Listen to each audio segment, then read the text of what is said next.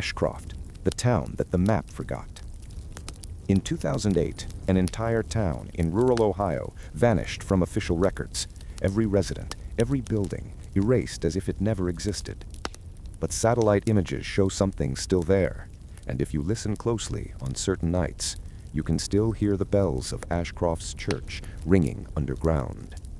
They call it Ashcroft, a name that never made it onto most maps, a town tucked somewhere between the Appalachian foothills and the endless cornfields of southern Ohio. Population? Officially 327. Unofficially, no one's been counting for years. If you drive past it on Route 46, you probably won't even realize you've gone through. There's no welcome sign, no gas station, no billboard, just a faded diner with a hand-painted name that's been half erased by rain and time, the Hollow Spoon. No one talks about Ashcroft much anymore, not even the locals from the nearest towns.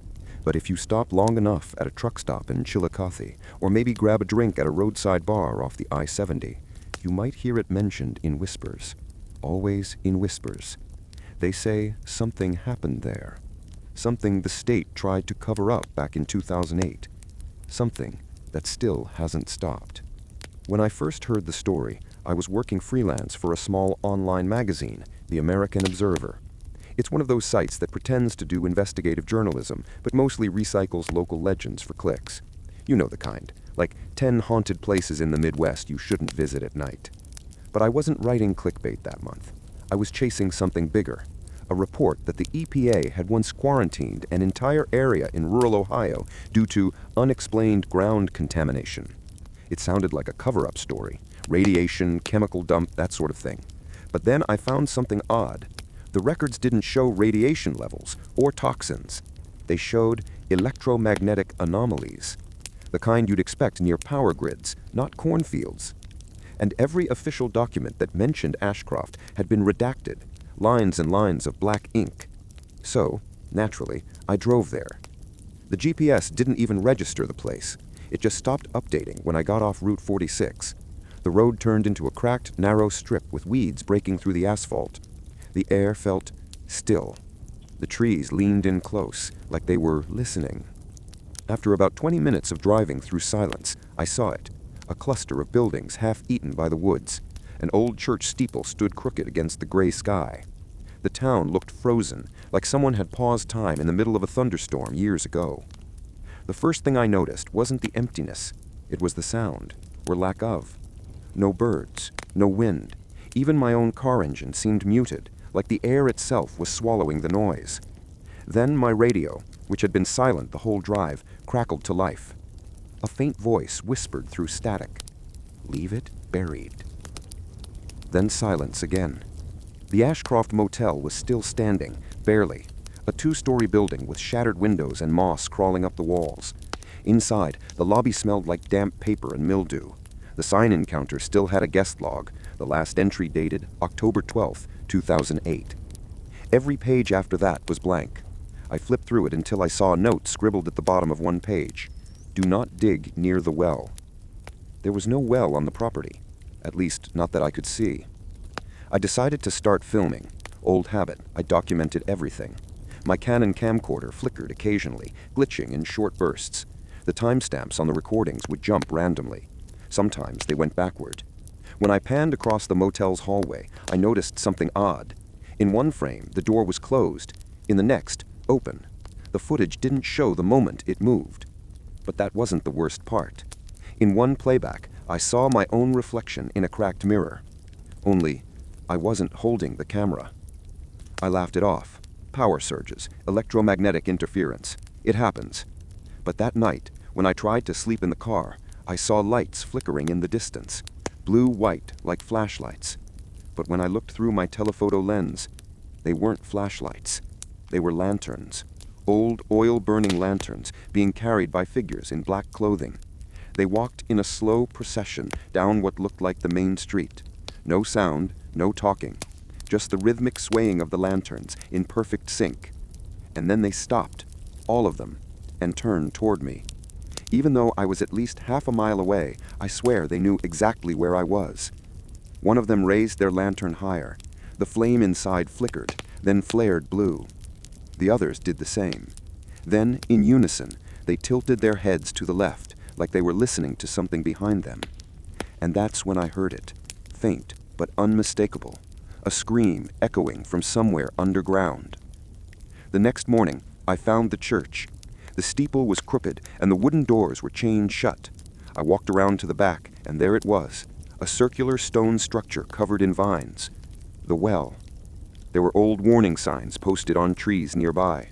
Property of the state of Ohio, environmental hazard, no entry.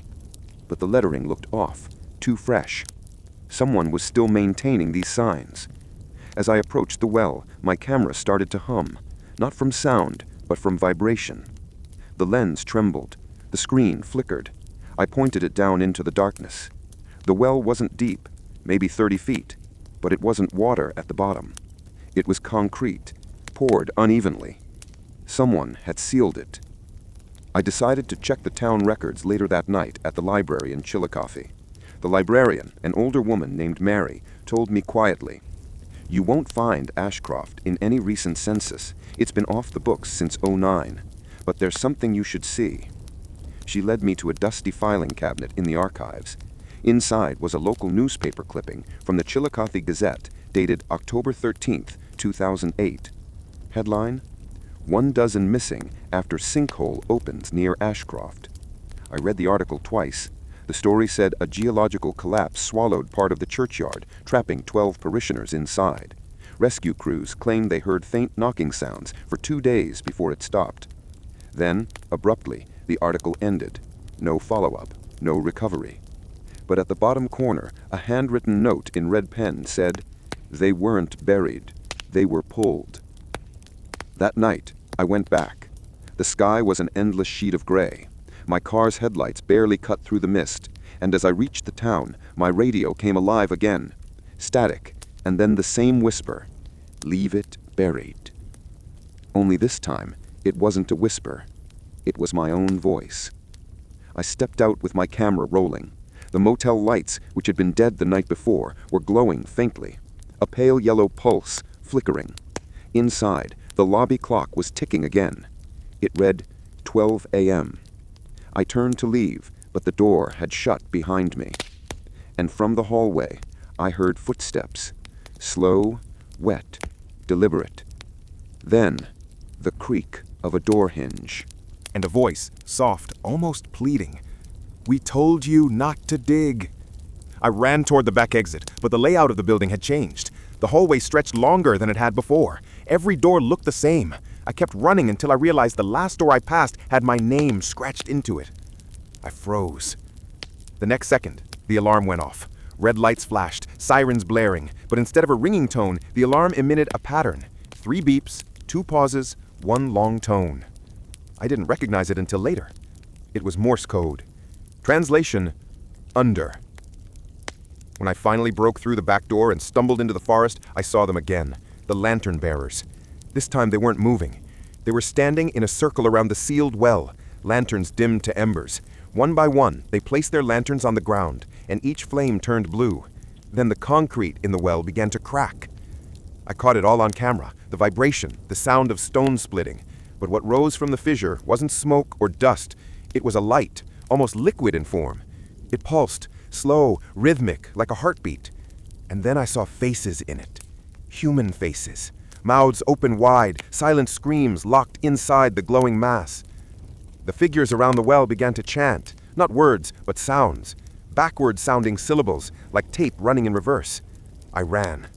And as I did, my camera screen flashed one final time before shutting off completely. It displayed a single frame, a timestamp. October 13th, 2008, 12 a.m. The same night, 12 people vanished. And then, the camera went dead. Authorities later claimed there was never a town named Ashcroft in that area. The EPA records were clerical errors. The old highway maps were misprints. But if you drive down Route 46 on a foggy night and your radio starts to crackle, don't stop. Because sometimes the dead don't haunt the living out of malice. They just want you to finish what they couldn't. And in Ashcroft, they never stopped digging. 3 days after I fled Ashcroft, I woke up in my apartment in Columbus with a splitting headache and a voicemail from an unknown number. No message, Just 36 seconds of faint scratching, like someone dragging metal across concrete. When I played it through headphones, I heard it. Between the static, buried deep beneath the distortion, a single whisper, looping every 8 seconds. Underneath. Underneath. I deleted the message, but somehow the call log said it came from my own number. I tried convincing myself it was just stress. I'd been chasing a ghost town for weeks. Maybe I imagined half of what I saw. But then, when I checked my camera footage, the final recording from the night I ran, there was one clip that wasn't there before. It was only 4 seconds long. A black screen. Then a voice. My voice, but older, distorted, trembling. "You shouldn't have left the lanterns lit." And then a face flashed for less than a frame. It wasn't mine. I contacted a geologist at Ohio State University named Ron Keller, pretending to be working on an article about subterranean energy patterns. He was curious enough to meet me at a cafe downtown. When I mentioned the word Ashcroft, his smile vanished. He looked around, lowered his voice, and said, "You shouldn't say that name out loud." I laughed, thinking he was joking, but he leaned closer. "They built that town over an anomaly. The ground under Ashcroft isn't normal bedrock. It's hollow, pockets of magnetic resonance, possibly man-made." I asked what that meant. He replied, "It means there's something buried there that shouldn't be." Then he stood up, left his coffee untouched, and said one last thing before walking out. "If you really found the well, you've already been marked." That night, my apartment smelled faintly of smoke, old oil lantern smoke. I checked every room, but there was nothing, except for the mirror in my bathroom, fogged over like after a hot shower. When I wiped it, I saw something written backward in the condensation. 12 a.m., the exact time the missing people vanished. Sleep didn't come easy after that. I'd close my eyes, and I'd see that well, cracked concrete, faces in the light, hands reaching upward. Each time I woke, my clock blinked 12 a.m., even though my phone said otherwise. By the third night, I couldn't take it anymore. I packed my gear, filled my car, and drove back to Ashcroft. But when I reached Route 46, there was no turnoff. Just endless forest. No signposts, no pavement scars, nothing. The GPS didn't freeze this time. It simply rerouted me to the nearest town, as if Ashcroft had never existed. Still, I drove slow, headlights cutting through the fog. And then, after about 15 minutes, I smelled it again. That heavy, metallic smoke. I stopped, got out, and there it was. A signpost, half buried in the dirt. The letters almost gone, but still legible. A-S-H. This time, the town looked different. Not older, newer. The windows weren't shattered. The diner sign was glowing faintly. The church stood straight, its bell tower intact. I thought maybe I'd stumbled into another town entirely. But then I saw the motel. The same shape, the same structure, only this time the neon sign was lit. Vacancy. A woman stood behind the counter inside, smiling politely as I walked in. "You here for the night, hun?" I froze. The lobby was spotless. The guest book sat open on the counter, pen resting neatly beside it, and on the wall behind her hung a calendar. October 2008. "You okay, sir?" I asked. I looked around, disoriented. The air felt heavier, denser, as though gravity itself had thickened. "Sorry," I muttered. I think I've been here before." She smiled wider. "Most of our guests say that." Then she slid the guest log toward me. "Sign in, please." I looked down. The last name written there was mine. Same handwriting, same date. I don't remember walking to my room. My mind felt disconnected, like a film reel missing frames. The hallway glowed with a warm golden light, though there were no bulbs. The wallpaper patterns seemed to pulse faintly, like veins. Inside, the room was perfect. Too perfect. The bed made, the curtains drawn, a faint smell of lavender in the air. On the nightstand sat a brass oil lantern, lit. When I leaned closer, the flame flickered blue. I woke to the sound of bells, soft, distant, metallic. The church bells. The clock on the nightstand said 12 a.m. The moment the bells stopped, I heard footsteps outside my door. A soft knock followed. "You forgot to sign out," a voice whispered. I didn't answer. Another knock, harder this time. "You forgot to sign out." When I finally looked through the peephole, there was no one there. But down the hall, I saw every other door opening, one by one. And through each doorway stepped a figure, their faces hidden in shadow, holding lanterns that glowed the same cold blue light. They walked toward me in silence. I ran to the window, but outside wasn't night anymore.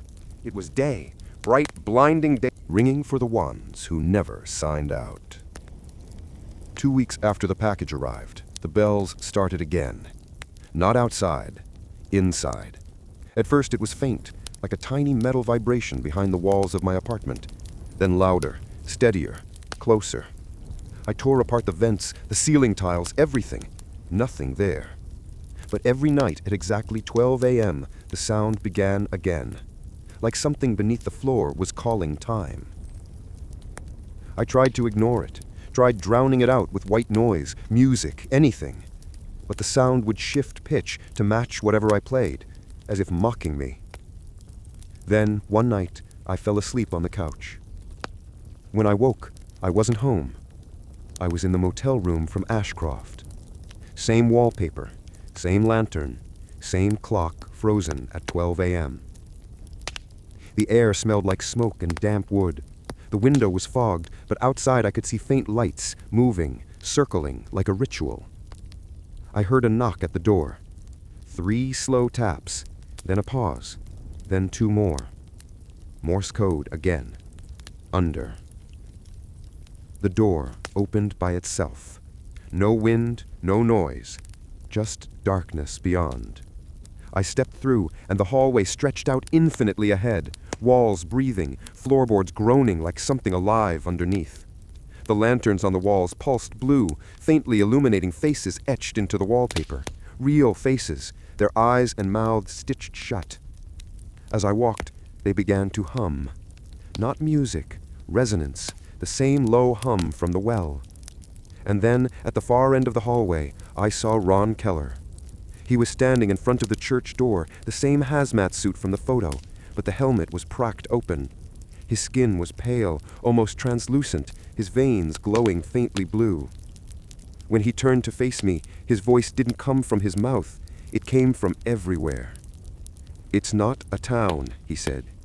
"It's a gate." I woke up screaming. My phone said 2:07 a.m. My apartment lights were on. My shoes were covered in dirt. And on the floor beside me lay an object I hadn't seen in years. The brass oil lantern from the motel. Still burning. Blue. That was the night I stopped pretending this was something I could explain. Ashcroft wasn't just a ghost town. It was a boundary. Something buried there had been leaking for years, through soil, through memory, through time. And I was part of it now.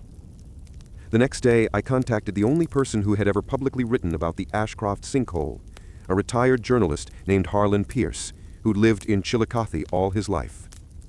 He agreed to meet me at a diner just off the interstate. He was old, thin, shaking. His hands trembled when he stirred his coffee. When I said Ashcroft, he flinched. "You've seen it, haven't you?" he whispered. "The blue light." I nodded. He sighed, looked out the window. "They built that town on sacred ground. Long before Ohio was Ohio, that place was a burial site. Indigenous tribes avoided it, said it was where the earth spoke. The settlers came anyway, built a church right on top of the mound, started hearing things, voices, songs. Then the sickness came." "Sickness?" I asked. "They thought it was a curse, but it wasn't. It was contact." He leaned forward, eyes wide and watery. "What you saw isn't a ghost. It's what's left of us when we get pulled through. The light burns away the body, but not the memory. That's what's under Ashcroft now, 1,000 unfinished memories." He scribbled something on a napkin and pushed it toward me. An address. Coordinates. "You want answers?" he said. "That's where they buried the recordings." The coordinates led me to a collapsed farm 2 miles east of where Ashcroft used to be. The land was fenced off, rusted no trespassing signs hanging at every corner. I parked my car half a mile away and walked the rest of the distance under a full moon. The farmhouse was barely standing, windows shattered, roof caved in. Inside, the air was thick with dust. I found a trap door under a broken rug in what used to be the living room. It led to a cellar, deeper than any farmhouse basement should be. At the bottom, boxes. Hundreds of VHS tapes, neatly labeled, dates ranging from 1992 to 2008. Each one labeled, Well Activity. I powered up an old generator and played one on a portable VCR I brought. The image was grainy, but clear enough. It showed the church well, same one I'd seen, but instead of concrete sealing it, there were cables, sensors, machinery. Men in protective suits lowered cameras into the shaft. One of them spoke. "We're registering pulses again. EM levels off the charts. Looks like..." Then the feed distorted, warped, and went dark. When the image returned, the men were gone. The well glowed blue, and a single word burned across the screen in static text. Listen. The tape ended, but something inside the generator hummed the same frequency. My camcorder began recording on its own again, even though the battery was dead. The screen flickered, and the image on it wasn't the cellar anymore. It was the motel lobby. The woman at the counter looked straight at me through the lens. "Checkout time," she said softly, "is 12 a.m. I ran. The hum followed me out into the night, rising, deepening until it became a roar. The ground shook. The soil around the farmhouse cracked open like something was breathing beneath it. And then I saw them again, the lantern bearers. Dozens of them, hundreds maybe, walking across the field in slow unison, the blue glow washing over everything. Their faces were hollow, literally, empty sockets, no features, just light pouring out of the holes. They stopped at the fissure in the earth and began lowering their lanterns inside, one by one. The moment the last lantern vanished, the earth went silent.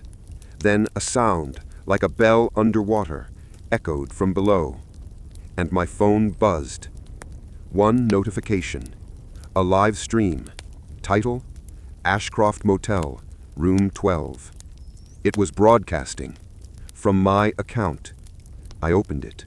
The stream showed the motel room, my room. The lantern on the nightstand burned blue.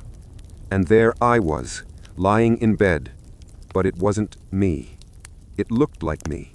Same clothes, same camera beside the bed, but the eyes were open, unblinking, glowing faintly blue. Then the stream zoomed in, though no one was holding the camera. The figure in bed turned its head toward the lens and whispered, "You're late for checkout." I threw my phone into the field and ran until dawn. By the time I stopped, the forest had changed again. The trees arranged in perfect rows, like gravestones. I turned back only once. The farmhouse was gone. In its place stood a sign, freshly painted, Ashcroft, population 1. I don't know if I ever left that place. Some days I wake up in my apartment in Chicago, go to work, drink my coffee, try to forget. Other days I open my eyes and I'm back in that motel room, watching the lantern burn blue, listening to the clock tick toward midnight. And sometimes, when I'm walking past a mirror, my reflection blinks, just a fraction too late. They say ghosts haunt the places they die, but Ashcroft doesn't just haunt the living, it replays them, like a memory that refuses to fade. And if you ever find yourself driving down Route 46 at night and see a faint blue glow between the trees, don't stop. Because once the lantern sees you, you're already checked in. For weeks, I tried to live normally. Work, sleep, eat, repeat. Like none of it happened. But deep down, I knew something was wrong. Every reflection I caught, windows, phone screens, even puddles on the street, felt like they were a few seconds behind, as if reality itself was buffering. And sometimes, in those reflections, the background changed. Not Chicago, not my apartment. Ashcroft, the motel, the church, always there. Then came the night of December 12th. The bells started again, not in my head, not in the walls, from my basement. 12 strikes, each louder, heavier, until the air itself vibrated. When it stopped, I heard a scraping sound, like a shovel against rock. I shouldn't have gone down there, but I did. There, in the middle of the concrete floor, was a small circle of dirt. I swear that spot had been solid cement for years. Now it was soil, freshly disturbed. And sticking out of it, half buried, was a brass lantern. Its glass cracked, flame flickering faintly blue. I reached for it, and the moment my fingers touched the handle, the room shifted. Not visually, physically. The air folded, bending the walls inward until everything collapsed into a single point of light. And then, I was back in Ashcroft. Only this time, it wasn't night. It wasn't foggy or ruined. It was alive. The diner lights glowed warm. The streets buzzed with faint chatter. Children ran down sidewalks. Cars idled by the church. It was Ashcroft before 2008. People smiled, nodded politely as I passed. They looked normal, except for one thing. Their eyes. Every one of them reflected faint blue, like distant lantern light. A man approached me near the church, middle-aged, kind face, pastor's collar. He smiled, hand outstretched. "You must be our guest." I took his hand, numb. "Where am I?" He chuckled. "Same place you've always been. You just finally remembered." He gestured toward the church. "It's almost time." Inside, the pews were full, every seat taken by people staring forward, perfectly still. A single lantern hung above the pulpit, its light soft, pulsing like a heartbeat. The pastor stepped up, voice calm, melodic. "Brothers and sisters, tonight we renew the covenant, for the earth beneath remembers, and the gate must never close." The congregation spoke in unison, their voices blending into that same low hum. The walls trembled. The floorboards began to crack, just like before. And through those cracks, I saw light, not just blue anymore, but white, gold, red, twisting like liquid fire. The pastor turned to me. "You came back because it called you. We all did. That's what we are. Not lost souls, not victims. We're the memory that holds the gate open." He pointed toward the altar. "You left it open once. Now you must finish it." Behind the altar was a stairwell carved into stone. I could hear the sound, the deep, rhythmic thud of something enormous moving far below. I descended. The air grew colder, thicker. My breath fogged white. The stone steps were slick, pulsing faintly beneath my boots. And then, after what felt like miles, I reached the bottom. A vast chamber. Walls carved with symbols, spirals, eyes, and hands reaching upward. And at the center, the well. Only now it wasn't sealed. The concrete was gone. A column of light rose from it, slow and alive, tendrils of brightness curling toward the ceiling. Inside it, shapes moved. Faces, limbs, entire human silhouettes, suspended like insects in amber. I saw Keller. I saw the motel woman. I saw me, each face mouthing the same word over and over. Underneath. The closer I stepped, the louder the hum became. It wasn't just sound, it was memory. Flashes of everything. My apartment, the road, the diner, every place I'd been, all folding into one another like layers of film. And then, a voice. Not from the light, from inside my head. "You opened it when you looked. Now you can't unsee." The ground cracked, and the floor fell away beneath me. I didn't fall into darkness. I fell through time. I saw Ashcroft burning, 1894, 1937, 1955, over and over. Each time rebuilt, each time destroyed, and every version of it looked the same. Same people, same faces, same moment at midnight, when the bell rang and the ground opened. The town wasn't just cursed, it was looped. Trapped between moments, feeding on those who remembered it. That's why it disappeared from maps, not erased, but reset. And each reset left a residue, another copy of reality, and I'd just stepped into the latest one. When I hit the ground, I was back on the surface, the church gone, the town silent, just ruins and mist. In the distance, a new sign stood crooked by the roadside. "Welcome to Ashcroft. Population 2. I don't know who the other one is, but sometimes at midnight I hear footsteps outside my window. Slow, steady, deliberate. And when I look out, there's a man standing in the street, holding a lantern. He looks exactly like me. Last night I followed him, through the alleyways, down to the edge of town. He led me to the well, now just a black hole in the earth, no light, no sound. He turned to me and smiled. "You've been here before. You always come back." Then he stepped backward into the darkness, and the bell rang once more. Slow hum deepens into silence, then faint static, a woman's voice, the motel clerk, whispering through the noise. "Checkout time was never meant for you." Audio distortion intensifies, like a tape running backward. In the background, a man's voice, mine, echoing softly. "Leave it buried." Then another layer joins it. "They never stopped digging."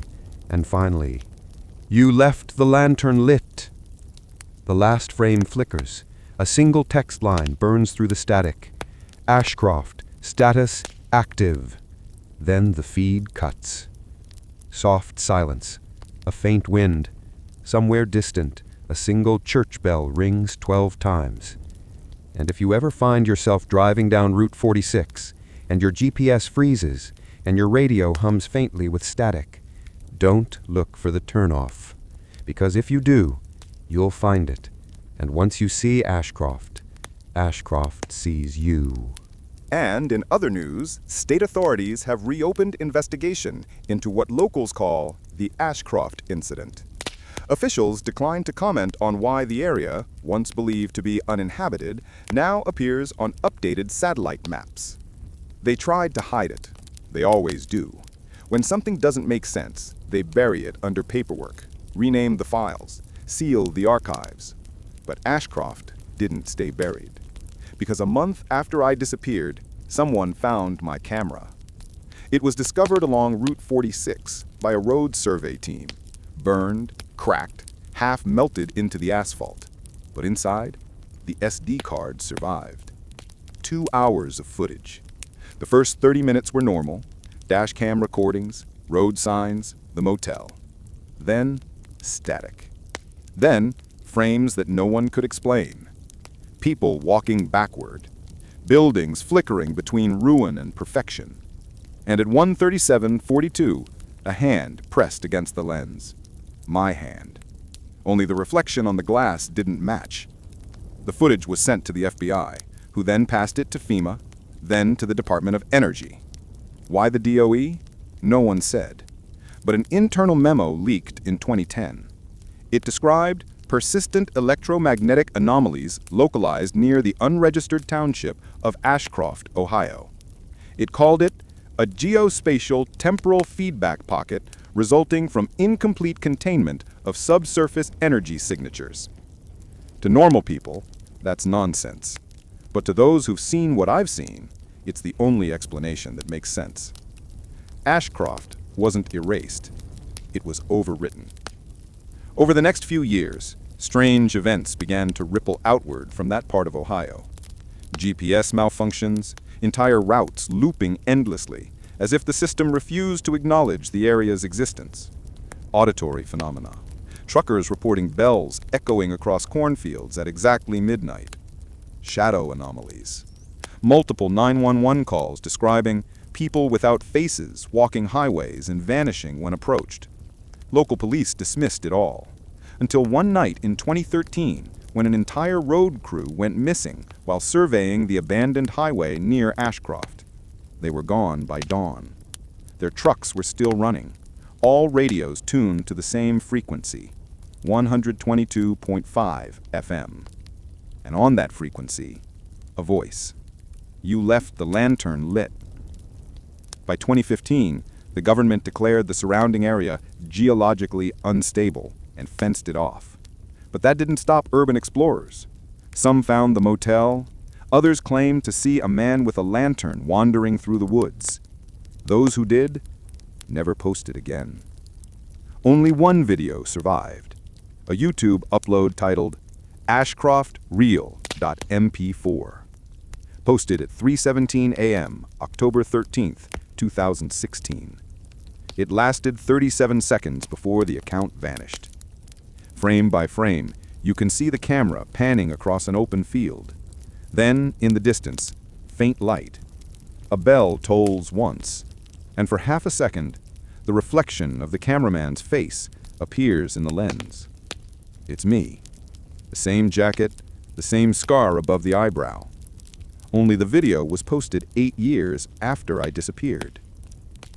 The thing about places like Ashcroft is, they don't die.